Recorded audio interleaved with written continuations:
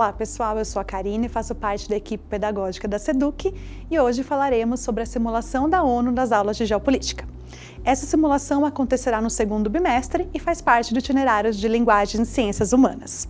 Vamos falar da metodologia dessas aulas. Bom, então a simulação é uma atividade educativa que vai reproduzir esses debates, negociações, e os estudantes vão assumir papéis aí de delegados de diferentes países.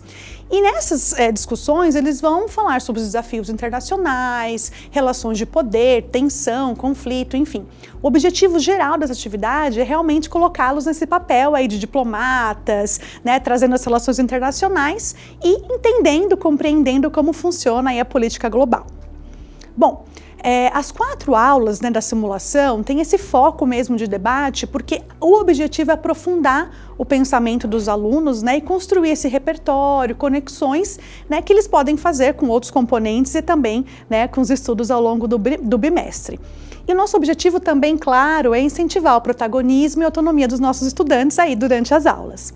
Bom, a vivência dessa dinâmica, obviamente, vai trabalhar diversas habilidades, né? Argumentação, oratória, negociação, trabalho em equipe, né? E até o controle emocional, que é tão importante, né? Pensando nessas tomadas de decisão, nesses contextos mais complexos, né? E a nossa atividade, ela não é uma atividade oficial da ONU, nem realizada por parceiros, vai ser um recorte, né, de algumas simulações que foram adaptados ao tempo e ao tema, né, disponível aí no nosso segundo bimestre. Vamos entender a organização e o foco de cada aula? Bom, na aula 10 é uma aula de introdução realmente, né, ao simulado. Temos nessa aula as orientações gerais para a atividade, né, a definição de grupos, os países, a pesquisa base dos dados ali. Já na aula 11 é a primeira aula que temos os temas segurança alimentar e missão de paz.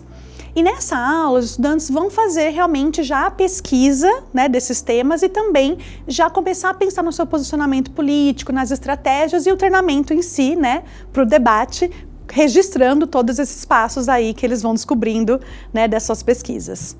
A aula 12 também teremos 2 outros grandes temas, que são os direitos humanos e as mudanças climáticas. É nessa aula que os alunos também farão uma pesquisa aí mais aprofundada, terão os posicionamentos geopolíticos aí do seu país e farão esse treinamento e registro do debate. Já na aula 13 é uma aula de revisão e sistematização de todas essas pesquisas. E aí os estudantes vão colocar realmente os dados alinhados, ajustados, junto, né, com o discurso que eles farão e as estratégias para o debate. A aula 14 é o debate em si, né, o simulado acontecendo. A aplicação dos discursos, das estratégias, dos vetos, dos acordos. E também, nessa aula 14, nós temos como objetivo final a redação de uma proposta coletiva. E aí, trazendo nessa proposta as principais ideias e as soluções que foram aí negociadas entre os países. E vamos lá para as orientações gerais para essa atividade. Bom, o passo 1, todos esses passos contam aí na aula 10, mas o passo 1 é o passo de organização e preparação.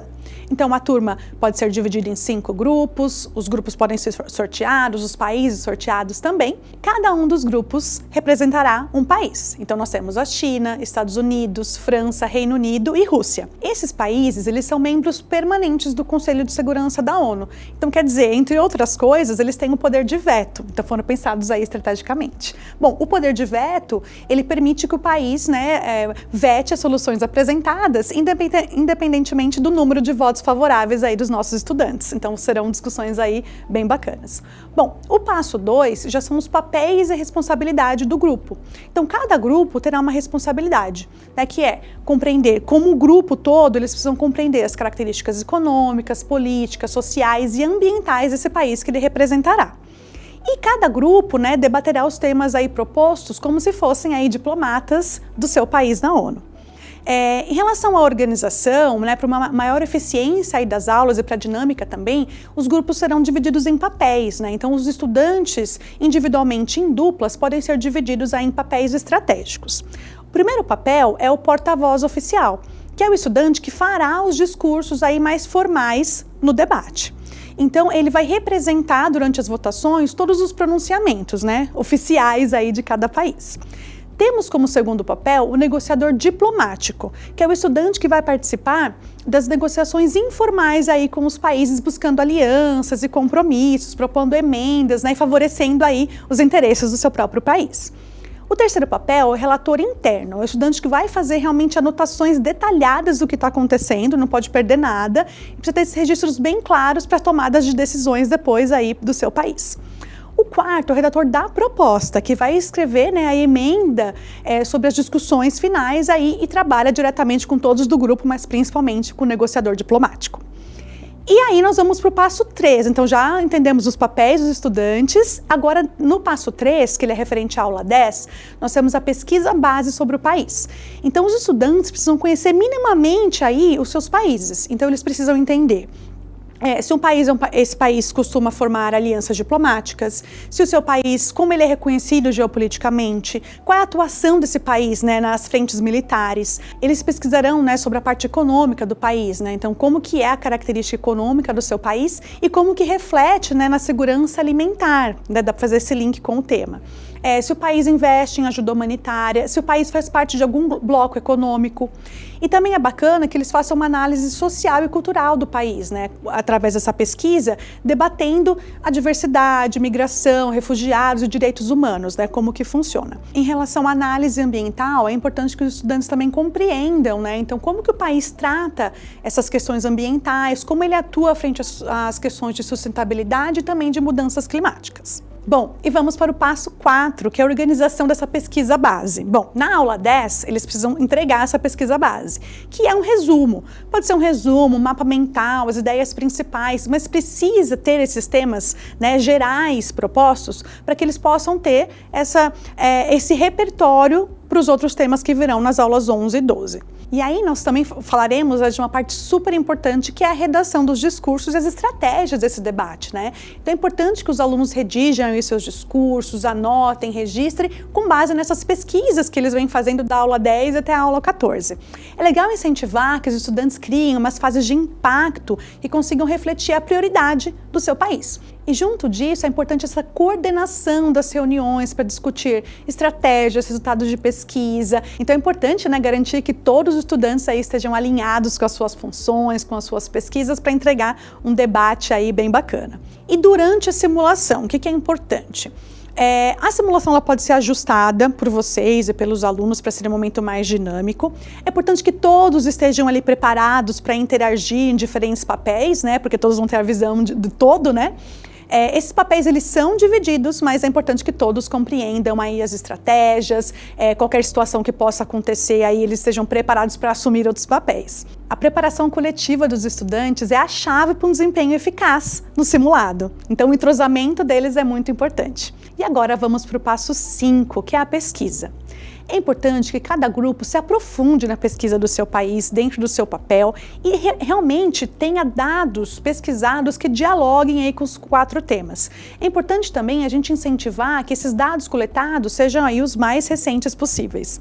Bom, e o passo 6, que é um passo super importante, que é a criação de estratégia, que é o momento do desenvolvimento de argumento, da prioridade do país, né, entre os 4 temas, do trabalho em equipe, da divisão de responsabilidades, né, de entrega aí de argumentos convincentes. E nesse momento é um momento super importante, que é um momento de prática diplomática, e que os estudantes vão negociar com outros países, construir alianças e vão lidando ali com os interesses, com os conflitos. Então é um momento bem bacana de desenvolvimento aí de habilidades. Bom, e aí nós vamos para o nosso passo 7, que é durante a simulação. O que a gente espera? Né? Que os estudantes tenham uma postura aí colaborativa, respeitosa, né, frente ao interesse dos seus países, que eles participem das negociações com propostas claras e objetivas, né, durante todo o processo. Bom, o objetivo da nossa simulação, né, dessa proposta de atividade, é que os grupos cheguem aí a um consenso sobre os 4 temas debatidos, né, que conheçam o seu país profundamente e também consigam produzir, né, essa redação de proposta coletiva, pensando nas ideias principais e nas soluções negociadas. E o que é muito importante é que não existe países vencedores ou perdedores, então não é uma competição, né, e sim uma simulação de um debate. O foco também ele está na construção de argumentos sólidos, né, que reflitam aí o posicionamento do país pesquisado e representado. Uma coisa importante, né, que o consenso, ele não implica a concordância total aí de todos, né, então os participantes podem discordar em diversos pontos, mas ter estratégias aí que tenham uma convergência para eles poderem avançar nas negociações, senão vai travar tudo aí no debate. Bom, o poder do veto é um recurso super importante, né? Então todos os países podem utilizá-lo, né, em relação aos seus interesses, mas é um recurso estratégico que precisa estar negociando aí, né, com a flexibilidade e as necessidades de cada país. Então, alguns pontos de atenção aí dessa atividade é em relação à postura, né? Então, é esperado que os estudantes ajam com respeito mútuo, colaboração, né? Que ofensas ou comportamentos aí relacionados à integridade dos outros países ou colegas realmente não serão tolerados. Então, essa atividade, né, ela busca refletir os valores da ONU, né, que são baseados no diálogo pacífico, na empatia, na construção coletiva de soluções, né, na conversa. Então, aí é realmente um momento de exercitar aí uma prática diplomática mesmo, né, de respeito, de compromisso, de ética, seguindo essas diretrizes aí, né, que são super rigorosas na ONU e que pra gente também serão. Bom, pessoal, no nosso material de apoio, né, então nós temos vídeos mostrando jovens, né, participando das simulações, com dicas. Então, todas as aulas, na parte do Saiba Mais, também colocamos bastante material aí, né, para ajudar os estudantes a entender, compreender como realmente essa atividade funciona na prática e para inspirá-los também. Agradeço muito, né, por vocês terem assistido ao nosso vídeo e até a próxima. Tchau, tchau!